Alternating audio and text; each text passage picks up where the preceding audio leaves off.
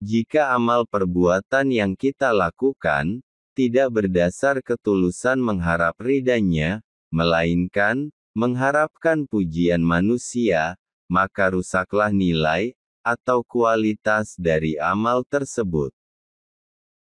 Janganlah gentar, menghadapi hidup ini, sedahsyat apapun masalah yang kita hadapi, sesulit apapun masalah ekonomi yang kita alami, Allah Subhanahu wa Ta'ala sudah tahu, dan sudah mengukur masalah kita itu.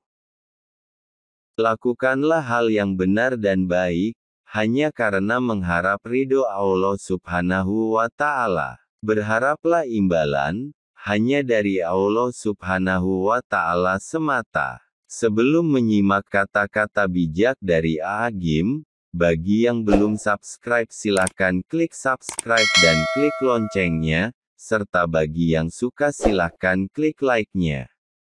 Untuk yang sudah subscribe haturkan terima kasih, selamat menyimak, semoga bermanfaat.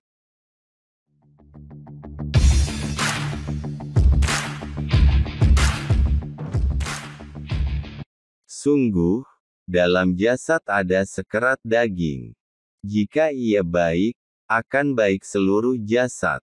Sebaliknya jika buruk, seluruh jasad akan menjadi buruk.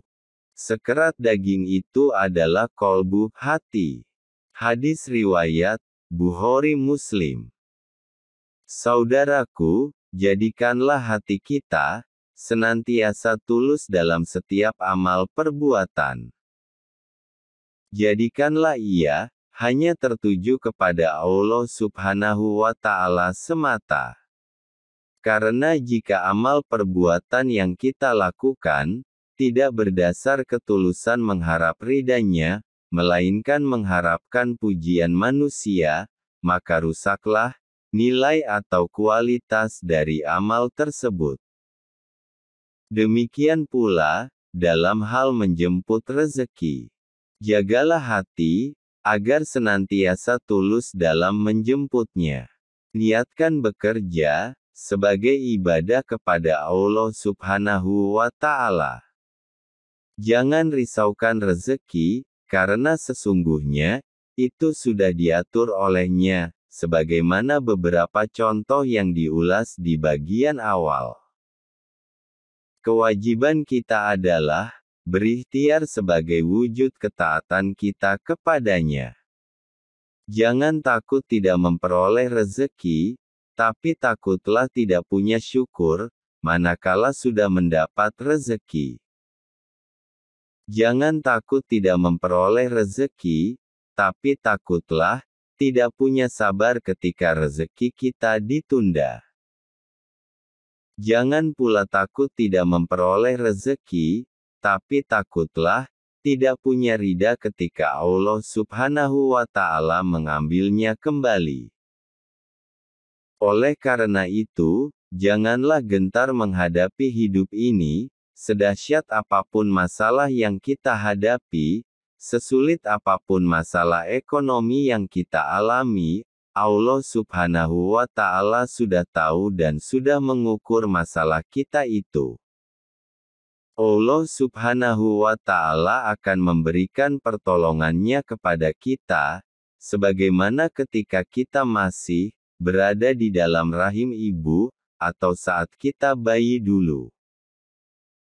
Allah Subhanahu wa Ta'ala berfirman, barang siapa bertakwa kepada Allah, niscaya Dia akan memberikan jalan keluar dari setiap kesulitan, dan memberinya rezeki dari arah yang tidak disangka-sangka.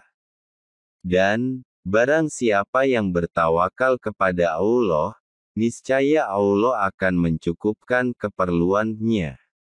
Quran Surah At-Talaq ayat 2 dan 3. Jika kita sudah yakin bahwa Allah Subhanahu wa Ta'ala yang menjamin rezeki kita, maka kita tidak akan pernah ketergantungan kepada makhluknya. Kita juga tidak akan bekerja dengan mencari pujian, sanjungan, dan penghargaan dari sesama manusia. Karena manusia tidak pernah bisa memberikan rezeki kepada sesamanya.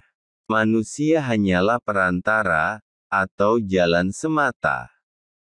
Pemberi rezeki itu, tetaplah Allah Subhanahu wa Ta'ala, seperti contoh saat kita bayi dahulu. Orang tua bukanlah yang memberikan rezeki kepada kita. Mereka hanyalah perantara saja, atas rezeki yang datang dari kasih sayang Allah Subhanahu wa Ta'ala kepada kita. Oleh karena itu, jika kita ingin rezeki kita diurus oleh Allah, lepaskanlah hati kita dari unsur-unsur keinginan dipuji dan disanjung oleh manusia. Lepaskanlah niat menguasai duniawi. Tetapkanlah niat kita dalam mencari rezeki itu hanya karena ibadah kepada Allah Subhanahu wa Ta'ala semata. Lakukanlah hal yang benar dan baik hanya karena mengharap ridha Allah Subhanahu wa Ta'ala. Berharaplah imbalan hanya dari Allah Subhanahu wa Ta'ala semata. Jika Allah Subhanahu wa Ta'ala berkehendak untuk menyegerakan rezeki kita, maka tidak ada sesuatu apapun dan makhluk apapun yang bisa menghalang-halanginya. Allah Subhanahu wa Ta'ala berfirman, dan jikalau Allah menghendaki kebaikan rezeki untukmu, maka tidak ada yang dapat menghalanginya. Kebaikan itu diberikan olehnya kepada orang yang dikehendaki dari hamba-hambanya. Dialah yang Maha Pengampun, lagi Maha Penyayang.